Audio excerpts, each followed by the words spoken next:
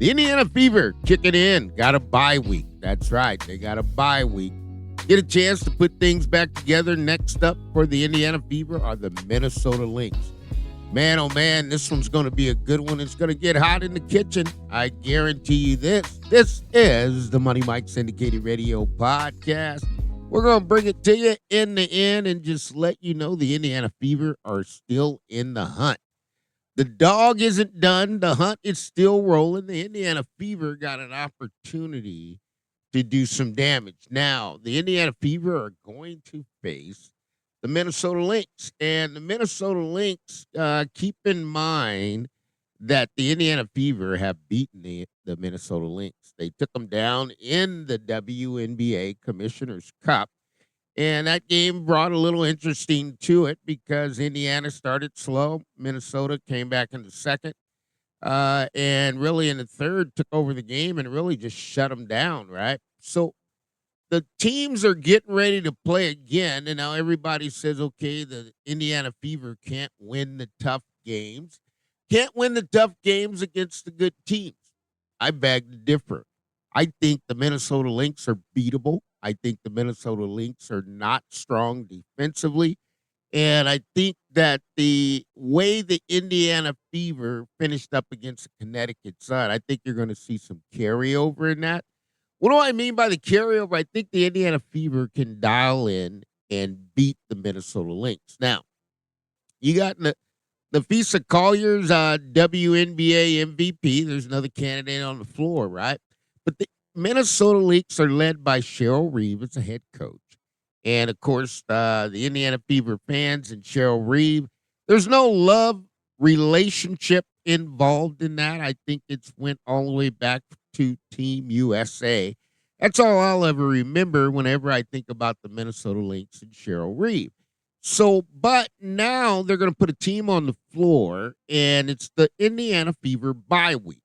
They've got plenty of time. You got 5 days off before you face them. The number one thing I can tell you looking at it and looked at film on the Lynx are not a physical team. The Minnesota Lynx are a finesse team. They like to get you throughout the manufacturing of their offense.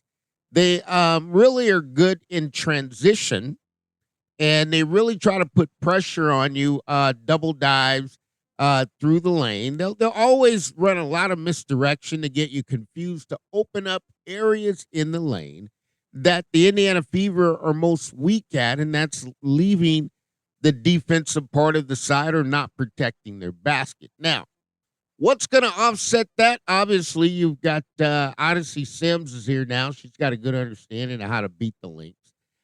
Kelsey Mitchell's hot. Will that continue? Every time we think Kelsey Mitchell's going to turn it off, she turns it back on. And we got to look at the fact that the Minnesota Lynx are not a team that's going to be easy, but it's a team that's beatable. And when I say a team that's beatable, that means you got to play defense above the three-point line. There's no doubt about it. And that's the most important key for the Indiana Fever because transitional defense is tough. We got to pick up the basketball and not let them penetrate into the lane. Now, you look at it, you're going to have some new bodies, some new faces in there for the Indiana Fever. I mean, Brianna Turner's going to do a job for the Indiana Fever.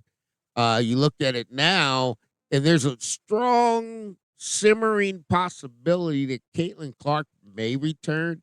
Indiana Fever kind of signed the guard and released them in the same week. You look at that one or two ways, Tyra McNamara, if she was signed and got released, then we got to kind of look at it and say, well, why did you sign her in the first place? Or did you bring her in that you brought her in to release her because there's talk of Caitlin return? Now, that will kill the credibility of Scott Agnes with the Indy Star because he told her she's a few weeks away and wouldn't be here as the beat writer, right? So we got to ask ourselves, where's the truth going to lie in this story? Because at the end of the day, the Indiana Fever are trying to put the best team they have on the floor. I think that's going to happen. Like I said, Kyra Lambert, she only lasted a few days, never even got in the game. But the Indiana Fever can beat the Minnesota Lynx. The Lynx are beatable. The Lynx can play you good. They're not a physical team. They're more of a finesse team. Natasha Howard just really ate them up last time the Indiana Fever played them. And I will say this, I think that when you look at it, the Fever can walk back out there and get a win. I mean, there's nothing that's going to stop them. And you look at who's back and who's there and who's not. Well, when you look at that, now the Fever are not missing very many people from the last time they played. And that's going to be important news because they won the Commissioner's Cup. There's no doubt about that. And that was a big win for the Indiana Fever. Last time they played, you got 35 minutes out of Natasha Howard, right? 16 points, got you a plus 17, grabbed 12 rebounds, 4 assists, 2 steals. Aaliyah Boston, you got 33 minutes out of her. She tapped in, got you 11 rebounds, 6 assists, 2 steals, and a block, plus 15. Kelsey Mitchell, 6 of 16. Did knock down a three-pointer and still won the Commissioner's Cup, right? So plus 10 and 12. Ariel McDonald was on that team. She finished up a -2 the last time they played. But Lexi Hull got you 15 minutes and came out flat, but got you 6 points, right? Did we get any bench help on that? Well, yeah, you had Colson was a plus 19. That was huge. Timpson still here was -5. Brianna Turner's going to get some more playing time, plus 3. And the key is Sophie Cunningham's not playing. So everybody's going to ask the same question. Well, Mike, how do you replace Sophie Cunningham? You don't. You don't replace the Sophie Cunningham. A Sophie Cunningham is not replaceable. Sophie Cunningham brought so much energy and fire that it's going to be hard to replace her. We can just ask Lexi Hull to step up to get going. Now Lexi Hull's given everything she's got. I mean, she's missing shots by a quarter of an inch. I mean, I really believe for Lexi Hull to get going, she's going to have to really get downhill, and it's going to have to get to the free throw line, see a few of the free throw shots go in. That's going to help her shooting and her confidence, right? Because it's a borderline confidence issue when Lexi Hull plays without Caitlin. Now, when Caitlin comes back, she knows how to find Lexi and get her going. That's a huge, huge advantage. She knows how to, Caitlin also knows how to find Boston and get them going, get everybody going. Caitlin elevates it. Like I said, they're flirting around. There's some rumors going around.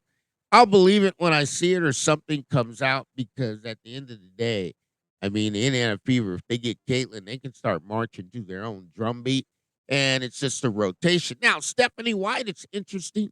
I don't know if President Kelly, they had an expectations meeting. Sometimes that seems like the way President Kelly likes to do it. President Kelly likes to go in there when she's thinking of making a change or considering it. She's going to let you know exactly what she's thinking, give you her expectation. She's going to say, Stephanie, why you need to, if you miss the playoffs, then we're probably going in a different direction. Or Stephanie White, if you don't get to the second round, then we're going in a different direction. Because we can't duplicate the same process again. And this is a battle for Stephanie White, and here's why. Stephanie White's got to realize, am I for the W or arm for the WNBA? That's torn her apart all year long. Now it's very emotional. Like I said, it could have had an expectations moment. They could have talked about a performance plan of what we thought we were going to do, what has happened. Could we take this back to the fans next year and do it again? No. So Stephanie White's got to put it all on the line. Stephanie White's got to go out there and win.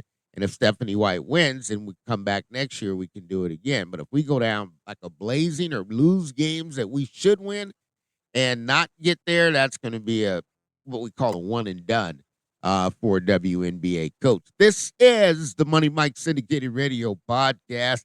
Quick side, Minnesota Lynx are beatable. Fever won the Commissioner's Cup. And it all comes down to defense, execution, and who's going to be the most physical team on the floor.